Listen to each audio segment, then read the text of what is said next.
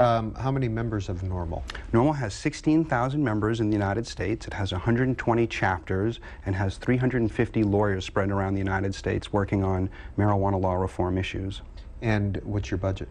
NORML's budget is $750,000 for the year 2004. And where do you get your money? About 85% of it comes from $25 and $35 donations, people who want a NORML t-shirt or a gold marijuana lapel pin. We do receive some institutional support from foundations and private family trusts, but it is mainly from marijuana consumers themselves. We are sort of like the consumers' union for marijuana smokers. Fort Worth, Texas, go ahead. Hello, this is Rabbi Phil Tarver, and for years I've fought for the right to use cannabis as a sacrament in our Bible, OAHSPE, O-A-H-S-P-E. On September 30th, 2004, my 18-year-old son was caught, appeared before court in Eastland County, Texas, with less than 1 gram of marijuana. He was charged, and he claimed a religious defense. Our rites and ceremonies of the Amithachava call for hemp in the first and the second degree. And he, at that time, or previously, he had asked for money from his mother's estate to hire a lawyer. He was denied that, and he was forced to take a court-appointed attorney. And then he was told at that time that if he didn't drop his religious defense, that he'd be charged with perjury and sent to prison for 2 years on perjury. And he later, we left court that day. He went home, and he died of a heart attack that night. And I'd love to have somebody look into this and see the illegalities of what they've done and how they took my young... He was a rabbi in Winter Oaks Faithist organization. All right, thank you, caller. 2 questions: religious exemptions for marijuana use, and if that gentleman wanted to get a hold of you. If you'd like to reach us, you can reach us 2 ways rather easily. One is by toll-free number 888-67-NORML, N-O-R-M-L, or you can reach us over the internet at www.norml.org. We receive 800 emails a day. We answer them all. Well, I'm sorry to hear of the difficulties that the criminal justice system caused your son, to say the least. Religious exemption in the United States for cannabis use does not exist.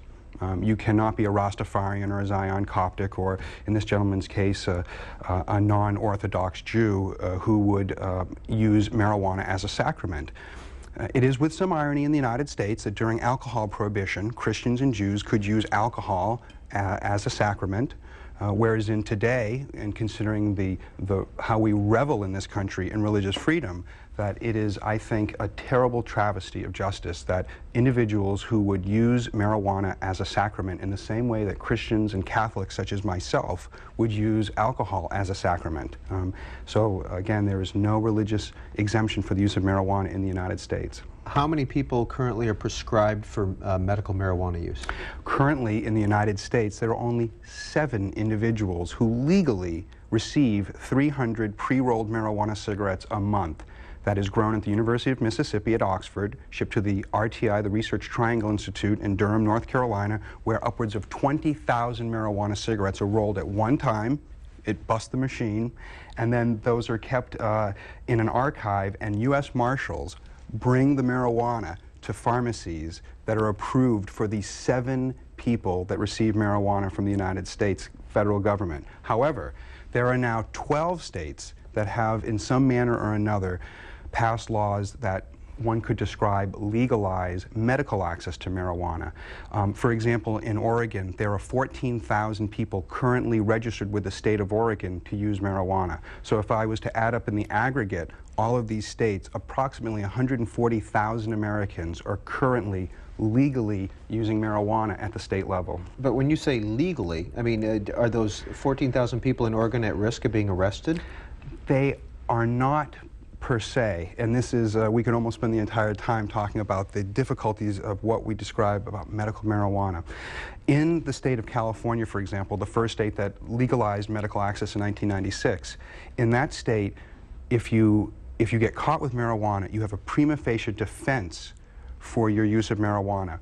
And in the state of California now, after people prove that they have a doctor's recommendation, not a prescription, that's the fundamental difference here between prescription and recommendation.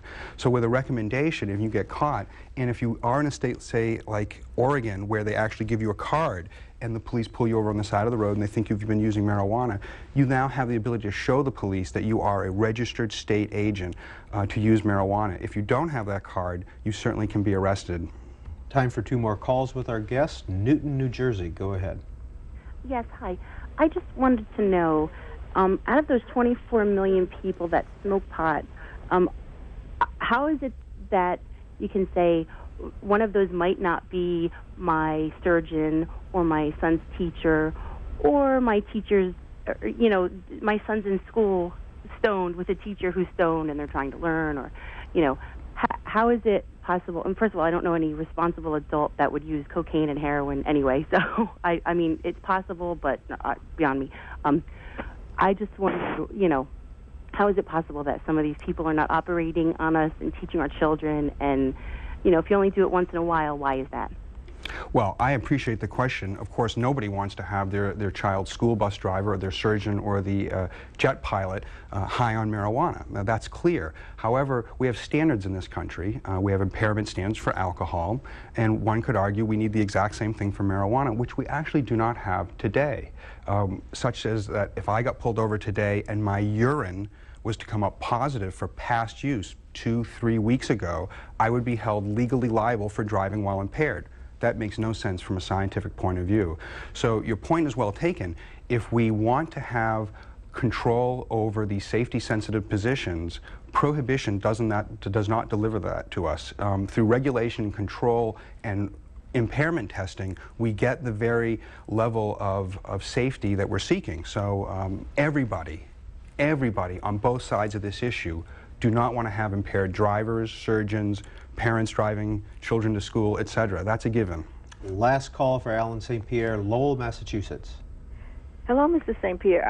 I would just like to say I'm a 64-year-old woman, and most of my friends who are in their 60s, 70s, and even up to their 80s, we all smoke marijuana, and we have since the 60s.